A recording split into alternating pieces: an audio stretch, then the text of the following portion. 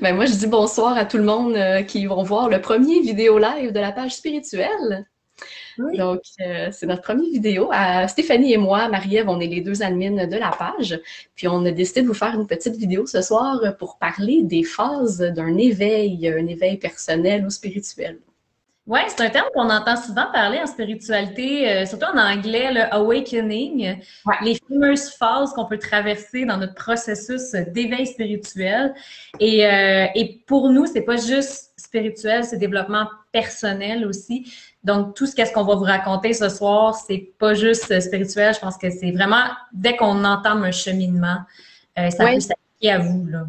Je trouve ça important de le mentionner parce qu'il y a des gens, des fois, qui sont peut-être moins ouverts quand on utilise le mot spirituel, mais le développement personnel, ça touche tout le monde. Donc, on n'est pas obligé d'avoir des croyances en quelque chose au-dessus ou quoi que ce soit pour travailler sur nous-mêmes et trouver un moyen, disons, de devenir la meilleure version de nous-mêmes.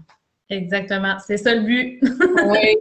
Puis, ben, en fait, on se base un peu sur un livre en particulier ce soir pour faire cette présentation-là, parce qu'évidemment, bon, des auteurs qui ont parlé de l'éveil spirituel, il y en a des tonnes. Mais là, on a choisi un livre qu'on a beaucoup aimé toutes les deux, et je vais le montrer ici. Ouais. C'est un livre en anglais qui s'appelle You're not dying, you're just waking up. Traduction de T'es pas en train de mourir, t'es juste en train de te réveiller. Oui. Donc, c'est un livre de Elizabeth April, qui est une médium, on pourrait dire, channeler, qui fait des vidéos sur YouTube. Elle-même, elle aime pas trop se faire mettre dans des catégories, donc peut-être qu'elle aimerait même pas ça qu'on la décrive comme une channeler, une YouTuber et tout ça. Mais elle fait beaucoup de matériel sur YouTube pour parler de spiritualité. Et son livre, il est très intéressant parce que c'est vraiment, disons, elle présente comme une base. Disons, c'est quoi les premières étapes lorsque, dans notre vie, on commence à s'intéresser un petit peu à un éveil spirituel. Puis là, moi, je tiens à faire un petit avertissement. Si vraiment c'est votre cas, puis vous êtes au tout début de votre apprentissage ou de votre éveil, ou que vous commencez à vous intéresser à ça, c'est peut-être pas une bonne idée d'aller tout de suite binge-watcher les vidéos de Elizabeth parce que elle va très loin des fois dans ses sujets, elle les aborde vraiment en profondeur. Donc, des fois, pour quelqu'un, ça pourrait être vraiment déroutant. Mais c'est vraiment quelqu'un que je recommande pour quiconque s'intéresse au sujet de la Oui, spiritualité. puis c'est son premier livre. C'est vraiment une jeune là, qui s'est fait connaître sur YouTube. C'est son premier livre et elle l'a vraiment conçu sur le thème des phases de l'éveil. Donc, quand on lit, c'est pratiquement en ordre des phases de l'éveil. Par contre, je mets une autre mise en garde que les phases de l'éveil qu'on va vous présenter ce soir, c'est pas linéaire. En fait, il n'y a pas grand-chose de linéaire en spiritualité non plus, là, parce que tout peut être en même temps. Il n'y a pas d'ordre précis. On peut vivre, on peut expérimenter plusieurs choses en même temps. Donc, on va vous les présenter dans un certain ordre, mais ça ne veut pas dire que c'est cet ordre-là non plus. Exactement, parce qu'il n'y a pas un seul ordre précis. Chaque personne est différente, donc chaque personne va le vivre différemment. Tout à fait. Fait que, comment est-ce qu'on commence ça, notre réveil spirituel? Je pense que c'est la période avant, hein, ce qui se passe avant d'être réveillé. C'est ce qu'on appelle être dans l'autopilote. Ouais. Le pilote automatique, exactement. Exactement. Donc, ce que ça dit, ce qu'elle dit, Elizabeth April, c'est qu'environ 90% de la population serait assez là-dedans, là, dans l'autopilote. Et c'est normal parce que dans notre ADN d'humain, on aurait en nous cette peur de l'inconnu. Ce qui fait en sorte que sortir de sa zone de confort et commencer à se poser des questions existentielles, c'est pas quelque chose qu'on fait en se levant le matin, là. Tu sais, c'est pas tout le monde qui fait ça. Et elle parle beaucoup du déni, tu sais, quand on vit à 50% de sa vie qui est dans la distraction, ben c'est là qu'on est dans l'autopilote. Oui, exactement. C'est ça. Puis je trouve ça vraiment intéressant parce que le mot distraction, on le connaît. On pense souvent à, bon, ça peut être la télé ou des choses comme ça qui nous distraient. Mais je suis allée voir une des définitions du mot distraction. J'ai vraiment trouvé ça intéressant parce que c'était la séparation d'une partie d'un tout. Donc, séparer une partie de son tout. Alors, effectivement, je trouve que c'est la meilleure manière de le décrire, puis ça rejoint en plus les principes spirituels de l'unité. Mais c'est ça, c'est que se distraire, c'est un peu comme se séparer, se diviser. Et effectivement, ben, c'est un peu ce qui va nous empêcher, en quelque sorte, de poursuivre un développement personnel. Puis c'est tellement facile comme humain d'être dans la distraction parce qu'on est des êtres de plaisir, des êtres de sensation. Donc, c'est tout à fait normal de vivre sur l'autopilote et d'être dans nos obligations familiales, travail, etc.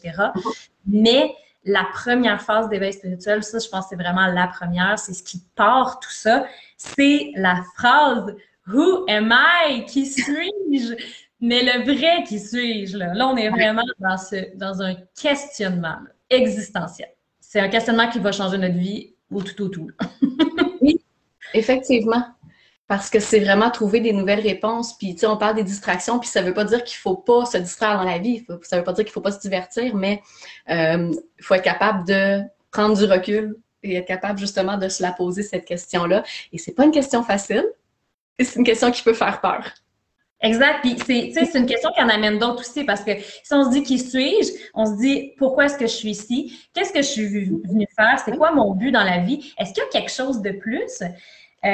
Et tout ça, ça part aussi de dire comme, OK, ouais, souvent, là, ça va arriver à dire qu'il y a deux chemins possibles. Tu sais, il y a le côté plus blissful, où on se pose des questions sur notre vie. On se dit peut-être comment, c'est peut-être pas juste ça, ma vie, hein, il me semble qu'il y aurait autre chose. Puis il y a l'autre côté où on vit des expériences et on va toucher le rock bottom, où ça va nous frapper, là, tu sais, qu'on n'aura plus juste de se questionner, là. Fait qu'il y a comme deux chemins possibles. Puis en jasant, Marie-Ève et moi, on a réalisé que les deux, on a vécu deux chemins. On va vous en parler justement de nos chemins. Un petit peu, oui, c'est ça. Tu veux-tu commencer par toi un petit peu? Oui, je peux commencer. Tu sais, on dit souvent, le fond, là. Oui, on dit souvent dans la vie, il faut toucher le fond pour remonter la surface. Moi, je l'ai touché.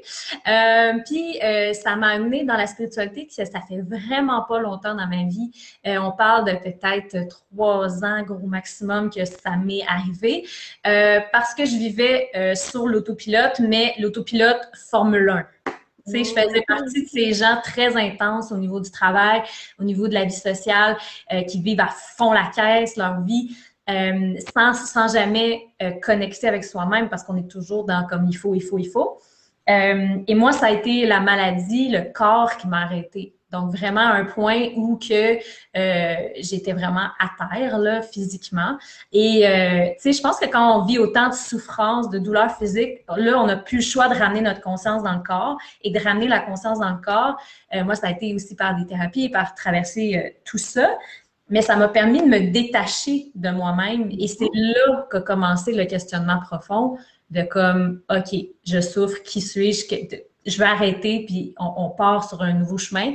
Et moi, ça a été le début de mon chemin de spiritualité, mais ça a commencé dans la souffrance. Oui. Pour bien du monde aussi. Oui, bien effectivement, puis tu mentionnes justement les problèmes physiques, puis je connais beaucoup de gens que c'est comme ça que leur éveil spirituel a commencé ou a été propulsé vers l'avant parce que c'est comme si il y a une déconnexion avec le corps. Puis c'est comme si le corps fait comme non, c'est fini, genre si tu règles pas les choses à un autre niveau, j'abandonne, tu sais. Donc c'est vrai qu'il peut y avoir une réaction physique qui est due à un éveil spirituel. Tout à fait. Ouais. Puis toi, Marie-Ève, un peu, c'était il appelle ça blissful. Oui, on pourrait dire le questionnement heureux, la remise en question heureuse, mais encore là, c'est le principe selon lequel si tu es à une place dans ta vie où tu serais censé avoir tout, donc être heureux, mais que tu fais comme, c'est juste ça, voyons, il n'y a rien d'autre, tu sais.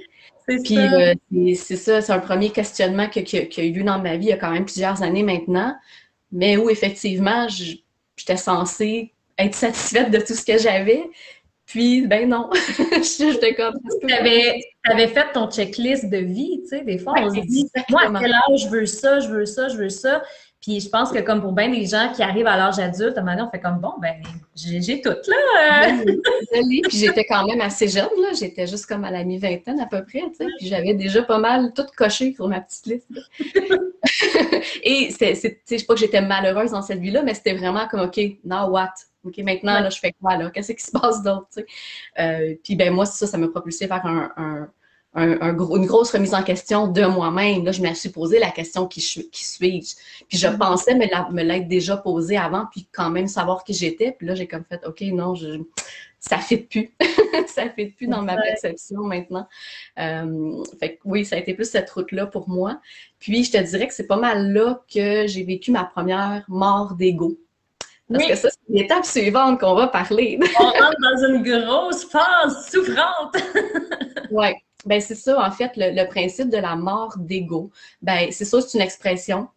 Puis encore là, je tiens à mentionner, l'ego, c'est pas quelque chose de négatif. Là. Ça a souvent une connotation négative, mais l'ego, c'est ce qui nous permet de faire l'expérience de l'individualité de la séparation dans notre incarnation. Par contre, l'ego, ben, c'est comme un programme. Donc, il y a plein de croyances, plein d'illusions. Et des morts d'ego, à chaque fois qu'on en traverse une, parce qu'on peut en traverser plein dans une vie, on en traverse souvent plein, ben, c'est lorsque justement une de ces croyances-là, une de ces illusions-là sont remises en question ou s'effondrent, s'écroulent. Et là, justement, c'est là que tu fais comme wow, mais ça marche plus. Là, moi, je ressens plus telle chose que j'aimais avant, ça me satisfait plus, ou tel objectif que là j'ai atteint, je me rends compte que là, je voudrais peut-être plus. Donc, c'est tout ça, une mort d'ego. C'est vraiment une remise en question complète de Oui. toutes nos perceptions. Oui, puis, tu sais, ça amène des symptômes. Tu sais, il dit souvent dans les symptômes qu'on peut vivre dans le awakening, et ça peut amener à traverser, comme toi, t'en as parlé, de la nuit noire de l'âme, là, Ouais. qui est intense, là, comme émotionnellement, là, à vivre, là. Ouais, ouais, la nuit noire de l'âme, c'est ça aussi, ça peut arriver qu'on en vive plus qu'une dans une vie, puis c'est selon, bon, c'est sûr, il peut y avoir différentes définitions, mais moi, la manière que je le définis, c'est comme si c'était une mort d'ego fois 1000, là. Parce que c'est comme si tu sens. Moi je chantais comme une déconnexion totale d'en haut, une connexion divine qui a quand Ouais. même toujours été présente dans ma vie. Puis la nuit noire, c'est comme il n'y a plus rien. Là. Il y a comme. J'ai plus rien à quoi C'est m'accrocher. comme un désespoir, tu sais, Ouais. très grand.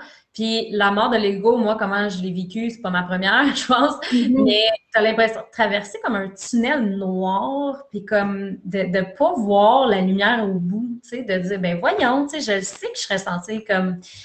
Tu sais que tu traverses quelque chose, là. Donc, Ouais. c'est vraiment spécial. Tu sais, c'est pas... tu sais, j'ai fait de la dépression, c'est pas pareil. C'est Mm. comme vraiment une remise en question très intense, très, très, très profonde. Oui, mais probablement, c'est ça la différence aussi par rapport à la mort d'ego. Puis tu mentionnes vite, vite une dépression, puis effectivement, moi non Ouais. plus, je pense que c'est pas du tout la même chose. Mais dans la mort d'ego, la manière de la traverser, c'est justement de lâcher prise et laisser aller. Ouais. Quand on s'accroche à des croyances, des programmations, des illusions et tout ça, ben c'est là que c'est 1000 fois plus difficile. Fait qu'il faut être capable de laisser aller les perceptions qu'on a par rapport à nous, par rapport aux autres. Mhm. Tu sais, comme juste par exemple, quelqu'un qui s'identifie énormément par son travail. Ouais. Mettons, quelqu'un a dit, je sais pas, moi, je suis avocate, puis c'est ça, c'est son étiquette, là, c'est vraiment comme ça qu'elle se voit. Puis là, à part son emploi pour une raison ou une autre, ben ça peut la plonger dans un profond état de désespoir parce que c'est comme, ben, je suis qui maintenant? Fait que la mort de l'ego, c'est ça, c'est que cette étiquette-là que tu t'es mis, c'est pas toi. C'est juste une étiquette. Donc, à partir de là, si tu es capable de te libérer de cette étiquette-là, ça ne veut pas dire que tu ne vas pas essayer de continuer à faire cet emploi-là ailleurs et continuer, mais c'est juste que ce n'est plus qui tu es. Donc, si jamais ça t'est enlevé, ben, oui, tu peux avoir une déception, tu peux ressentir la tristesse, évidemment, c'est humain, mais ça ne va pas te faire t'écrouler complètement ou ça ne va pas te faire perdre ta perception de toi-même. Exact. Puis tu sais, tu le dis, le travail, mais tu sais, je pense que c'est tout ce qui est une externalisation de soi-même. Et des fois, on se crée nous-mêmes un personnage ou une identité de soi-même, de qui on est. Je suis X, je suis Y. Travail, relation, famille, projet, but. Donc, quand notre identité tient à quelque chose et que ce quelque chose-là s'écroule, ce qui est arrivé dans la dernière année et demie avec le COVID, beaucoup de gens ont été confrontés. Ils savent pas qu'ils ont vécu ça, là, tu sais, vraiment une mort d'ego ou, tu sais, traverser ça, mais ça Oui. reste quand même qu'on a été mis dans des situations où on a été coupé de nos familles, coupé de nos amis, perte d'emploi, perte de revenus, boum, c'est un effondrement total qui nous amène à nous questionner. On n'a pas le choix. C'est une fois que c'est effondré, tu fais comme bon. C'est ça. Maintenant, qui Voilà. suis-je? C'est exactement ça. Ça nous a forcé à aller à l'intérieur de soi parce qu'on ne pouvait plus aller à l'extérieur dans tous les sens du terme. Donc, C'est beau, tu sais, quand on est dedans, c'est souffrant, mais comme en bout de ligne, c'est vraiment magnifique de traverser comme on parle de cette phase-là, de la mort de l'ego. Et un des symptômes, des actions qui se passent aussi dans cette phase-là, qu'elle en parle, Elizabeth April, c'est ce qu'on appelle une genre de purge, qui soit, tu sais, elle dit, ça peut être physique, émotionnel, au niveau de notre karma, de nos vies antérieures. Tu sais, on porte justement le bagage de nos vies antérieures, on porte nos souvenirs d'enfance, tout ça. Puis, tu sais, des fois, on déterre une chose, mais en même temps, on est en train d'en déterrer comme vraiment beaucoup en même temps. Puis le travail est immense. Puis moi, dans la dernière année, j'ai vécu vraiment comme un événement qui m'a fait, boum, réveiller quelque chose. Et là, ça a été un travail de comme sans fin, de travailler cette blessure-là, de travailler, d'arracher, comme, OK, c'était plus petit comme une mauvaise herbe, mais vraiment profonde, là. Puis je suis allée jusqu'à une vie antérieure parce que j'étais comme, ben ça n'a pas de sens, c'est tellement relié. Donc, cette purge-là a été difficile émotionnellement, tu sais, j'ai jamais autant pleuré, j'ai jamais autant mal filé, mais une fois que c'est passé, j'ai pleuré, maintenant je me sens bien. Ouais. C'est parce que j'avais vraiment des choses à sortir, là. Oui. Qui m'appartiennent, mais qui ne m'appartiennent pas toutes non plus, là. Effectivement, parce que des blessures... Oui, ben, c'est parce qu'on a tous des blessures. Puis la première étape, c'est de reconnaître. Puis justement, souvent, la vie ben, agit comme un miroir puis nous les met en pleine face avec des choses difficiles, avec des gens ou des situations. Mais c'est un cadeau en bout de ligne parce que c'est une fois que tu les regardes, c'est là qu'elles peuvent disparaître. Exact. C'est ça. Puis on peut toujours creuser plus profond. Fait que moi, j'encourage les gens à le faire parce que c'est un beau processus. Puis il y a une des grosses phases aussi dans les phases d'éveil que la plupart le disent, ben oui, ça en est une, c'est sûr et certain. Puis ceux qui nous écoutent sur la page sont probablement tous dedans simultanément. C'est la phase « je veux tout savoir, je veux tout connaître, je veux tout expérimenter, ça m'intéresse, la spiritualité, je veux tout lire, je veux tout écouter ». Puis c'est une belle phase. Oui, oui. Effectivement. Donc, moi, je me reconnais fois mille là-dedans parce que quand ça a commencé, je savais pas par où aller. Là, tu regardes une vidéo YouTube qui t'en amène un autre, que tu lis des livres, puis là, tu sais, Marie-Ève, là, j'en ai parlé, puis j'étais comme, tu sais, c'était comme une excitation vraiment intense, puis tu sais, expérimenter aussi, ça veut dire comme, il y a tellement, tellement de choses qu'on peut faire. Tu sais, moi, je me suis lancée dans le tarot, il y a les pierres, le channeling, l'astrologie, l'hypnose, le travail des mains, le reiki, le son des lignes, numérologie. C'est comme, une fois qu'on ouvre des portes, on réalise qu'il y en a vraiment, c'est un vaste monde fascinant, là. Effectivement. Donc, puis elle, ce qu'elle dit, Elizabeth April, elle dit, ben, elle a une liste dans son livre, puis elle dit, tu sais, essaye au moins une fois chacune de ces choses, puis vois qu'est-ce qui résonne avec toi. Parce que, tu sais, on peut penser que c'est juste ça, mais finalement, ah, ben non, tu sais, je suis bonne là-dedans, ou ça m'intéresse, ou... Puis, juste de s'ouvrir, je pense que c'est vraiment le fun. Puis moi, j'étais bien là-dedans, là, je suis encore là-dedans. Oui, c'est ça, hein? C'est ça, c'est comme une soif de savoir, de tout savoir. Puis c'est intéressant parce qu'après ça, elle, tant qu'elle, dans son livre, Elizabeth April, qu'est-ce qu'elle dit par rapport à ça? Bon, évidemment, il y a ce besoin-là de tout savoir, mais après ça, elle fait comme un bémol ou un avertissement, si on peut dire, c'est qu'elle dit, faut surtout pas oublier de faire preuve de discernement. Puis ça aussi, c'est quelque chose qui me rejoint beaucoup personnellement, cette idée-là qu'il ne faut jamais donner notre pouvoir à quelqu'un d'autre. Peu importe le domaine, puis c'est parce que justement, ça peut être un piège en spiritualité, mais dans tous les domaines de la vie aussi, là. Donc, si on essaie des choses, il ne faut pas se dire « Ah, ça y est, ça c'est la vérité absolue, puis ah, je fais confiance à telle personne, puis j'en écoute aucun autre, puis si cette personne-là a dit quelque chose, ben je vais la croire à 100%. » Ça, selon moi, il ne faut jamais faire ça. Il faut toujours faire preuve de discernement. Il faut toujours écouter notre voix intérieure. Il faut voir si ça résonne en nous parce qu'on n'est pas obligé de tout croire un domaine ou un autre parce qu'on commence à s'y intéresser. Puis une chose que j'aime beaucoup de Elizabeth April, c'est qu'elle dit souvent, elle, dans ses propres vidéos, « Croyez-moi pas. Si ça résonne en vous, prenez-le. Si ça résonne pas, prenez-les pas. » Fait que ça, pour moi, je trouve ça super important d'avoir ce message-là, de dire il n'y a personne qui a la vérité absolue. C'est pas parce qu'elle est médium et qu'elle peut recevoir des messages que tout ce qu'elle dit, c'est vrai. Donc, c'est ça, pour moi, c'est important. À partir du moment qu'on commence à s'intéresser, à rentrer justement dans ce sujet-là, faut faire preuve de discernement, toujours écouter notre voix intérieure. Oui, 100%. Je suis tellement d'accord. Vraiment, vraiment. Puis, tu sais, juste la mise en garde, comme si ça résonne, tu sais. Ouais. Puis c'est la même chose avec la vidéo qu'on est en train de faire en ce moment, là. Exactement. On n'est pas en train de dire c'est ça les phases d'éveil, là. C'est comme si ça résonne pour vous, là. Oui. C'est ça, puis comme j'ai dit, les phases, c'est tout mélangé et c'est ongoing, là, tu sais. Moi, mettons, je me suis éveillée, mais j'ai encore toujours des choses qui me surprennent. Je suis toujours en processus. Puis j'ai vécu des expériences, tu sais, comme plus tard dans son livre, là, on invite vraiment à le lire parce qu'il est trippant. Elle parle des synchronicités, elle parle des... c'est quoi elle dit? Tu sais, qu'on est nous-mêmes le créateur de notre... Oui. On est notre code, tu sais, on est notre créateur. Puis c'est vraiment trippant, comme... Elle a beaucoup expérimenté ça, son propre pouvoir, de faire comme, ah, puis tu sais, je suis capable de faire ça, tu sais. Puis moi, j'ai vécu des expériences dans ma vie que je fais, ah, OK, oui, je pense que je crois, là, c'est assez synchronisé, puis comme il arrive bien des choses souvent dans ma vie. Fait que c'est trippant, tu sais, je pense qu'on n'a jamais fini d'être surpris par qu'est-ce qui peut nous arriver, comme si on s'ouvre à la spiritualité, là. Vraiment. Puis c'est ça, on en parle un peu, on parle bon de choses comme la mort de l'ego, la nuit noire de l'âme. On a l'air d'être en train de dire que c'est la chose la plus horrible du monde, mais non, c'est un passage obligé. Mais effectivement, à partir du moment qu'on a un éveil, c'est juste un éveil de conscience qu'on peut appeler ça. C'est-à-dire qu'on voit la vie de manière plus large, capable de prendre un recul. On constate le pouvoir qu'on a sur notre propre vie, sur notre réalité.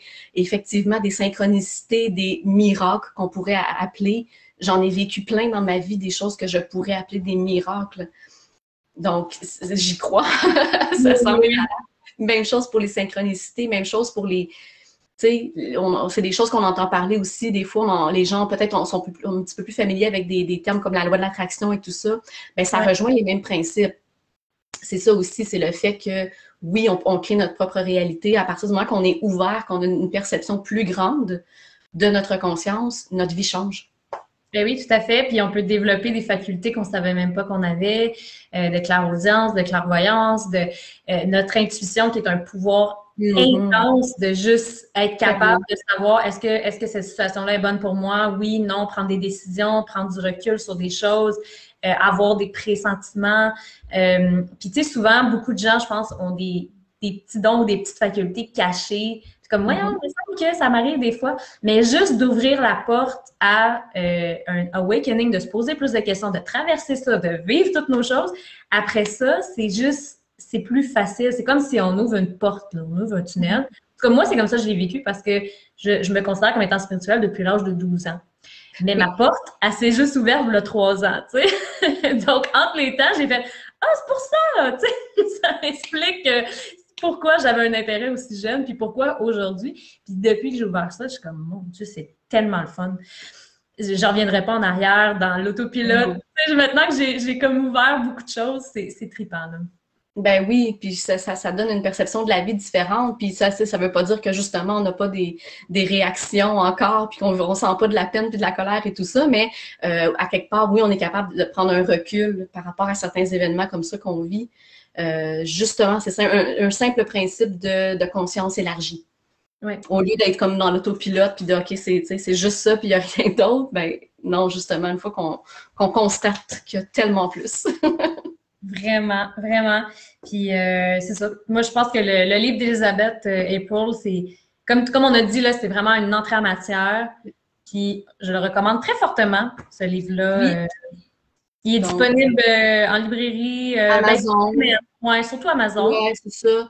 Évidemment, il est juste en anglais pour l'instant. Elle s'est auto-publiée, donc c'est ça, elle a pas. J'ai aucune idée si ça va un jour le traduire en français. Là. Je devrais peut-être y écrire et proposer mes services de traductrice. mais par contre, je tiens à dire que elle est très facile à comprendre parce qu'elle fait pas des phrases ultra compliquées et tout. Puis même dans ses vidéos sur YouTube, elle parle de manière très claire, elle prononce très clairement, puis c'est une canadienne. Sens de l'humour quand même, elle met des petits sacres ici et là aussi. Ah oui, c'est ça. Mais son langage n'est pas dur, elle n'a pas un accent comme si elle venait d'un autre pays ou du sud des États-Unis ou peu importe. Elle vient de l'Ontario, donc probablement c'est un anglais qu'on est quand même habitué à entendre, fait que moi, je la recommande à quiconque est assez à l'aise avec l'anglais. Évidemment, toutes ces vidéos ne sont pas tous débutants. Là. Il y en a qui sont très avancés, mais le livre, c'est vraiment une bonne entrée en matière. Oui, puis on s'est dit qu'on allait faire d'autres petits lives comme ça. Donc, à suivre pour la suite des lives. Si les gens auront des suggestions aussi, il y a tellement de sujets qu'on a envie de parler. Fait que, oui, c'est ça. N'hésitez pas à laisser des petits commentaires, des petits likes, puis merci. Oui, n'importe quelle question, n'importe quel sujet, idée de sujet, ou peu importe, là, ça va nous faire plaisir. Oui, ben merci. Bon. Merci, bye.